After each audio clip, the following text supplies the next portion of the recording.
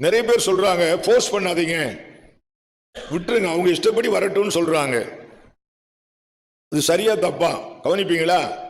ஜெபம் பண்ணுன்னு ஃபோர்ஸ் பண்ணாத, பைபிள் படின்னு ஃபோர்ஸ் பண்ணாத, ஊழியம் பாருன்னு ஃபோர்ஸ் பண்ணாத, அவன் சாய்ஸுக்கு விட்டுரு அப்படின்றாங்களே, அது சரியா தப்பா? 1வது படிக்கிறான், சொரம் வந்துடுச்சு, மாத்திரை கொடுக்குறீங்க, மாட்டேன்றான், விட்டுருவீங்களா? இல்ல இல்ல, அம்மா கையை பிடிச்சிக்க, அப்பா கையை பிடிச்சிக்க, வாயை திறந்து கரைச்சாது ஊத்தி விடுறீங்க, அப்படித்தானே?